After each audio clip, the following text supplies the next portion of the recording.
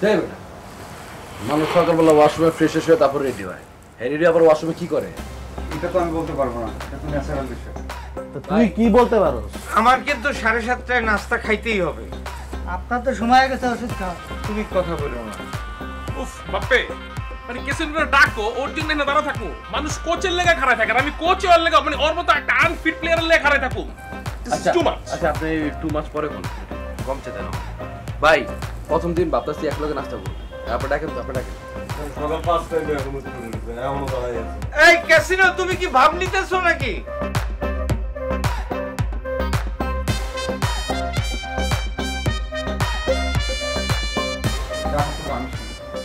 আরে বড় ডাক না, স্যারকে এখন ডাকা যাবে না। আরে স্যারকে ডাকা। এই ক্যাসিনো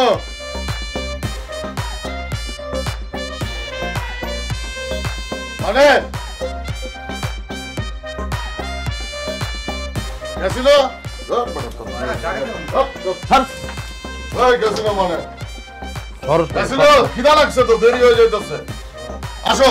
এই মানে ভাই বাইরন এই ভাই লক কর এই মানে ভাই বাইরে লেগে ভাই আমরা দাঁড়ায় আছি কতগুলো মানুষ আপনার লেগে। আর দূর রাখ। ও ভাই গেলাম না, থাকেন আপনি। হ্যাঁ ভাই থাকেন আপনি, আপনার ছাড়াই নাস্তা করলাম ভাই, চলুন যাই গে।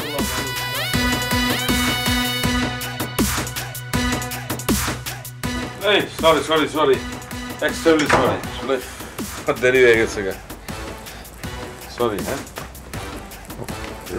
চলো চলো কি চলো নাস্তা চলো।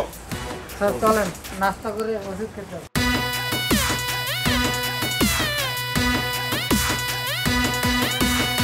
ব্রেকফাস্টে আমার পরোটা ইলিশ দিলাম। পরোটা ইলিশ আর 11টার সময় যে নাস্তাটা হইব ওইটাই দিবেন হচ্ছে ইলিশ সিঙ্গারা। ইলিশ সিঙ্গারা, সিঙ্গারার ভিতরে ইলিশ দিয়ে দেবো? ওই যে মানে অন্য কলিজি মলিজি দিয়ে যে দেয় এটা না দিয়ে ইলিশ দিয়ে দেবো? ওইভাবে জি স্যার। আর লাঞ্চে দিবেন হইতেছে ইলিশ পোলাও। ইলিশ পোলাও, হ্যাঁ এটা একটা ভালো জিনিস।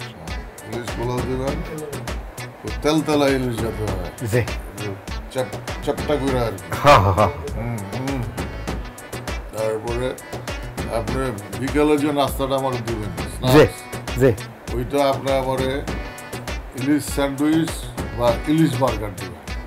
ইলিশ স্যান্ডউইচ, ইলিশ বার্গার দুইটা যদি না পারেন যে কোনো একটা দিলে হবে। জি স্যার, ইলিশ বার্গারটা দেওয়ার চেষ্টা করুন। ঠিক আছে স্যার। আর রাতের, হ্যাঁ রাতের ডিনারটা। ডিনারে আপনি আমার একটা ইলিশের কাটলেট দিবেন আর ব্রোকলি। আচ্ছা, যদি কাটলেটে ঝামেলা হয় আপনার বড় একটা আস্ত ইলিশ ভাজা দেবেন, আমি রাত্রে আর কিছু খাবো না।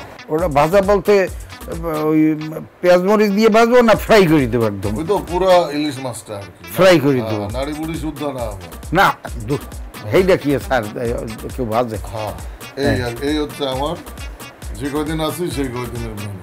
হ্যাঁ স্যার, না ঠিক আছে। আপনি যেহেতু স্যার ইলিশের ভক্ত, ইলিশ খাইতে আপনি পছন্দ করেন, তো আমি এটাও চিন্তা করছি যে আপনার এখানে ওই ছোটো এক বইম মুড়ি আর 2 পিস ভাজা ইলিশ এই ডাকিয়ে থইয়ে যাবো। মাঝরাইতে যখন আপনার মনে করেন সজা করবেন ক্ষুধা লাগবে, আসতে 2 মুঠো মুড়ি আর 2 পিস ভাজা ইলিশ এই খাইয়া 1 গ্লাস পানি খেয়ে আপনি ঘুমাই থাকবেন।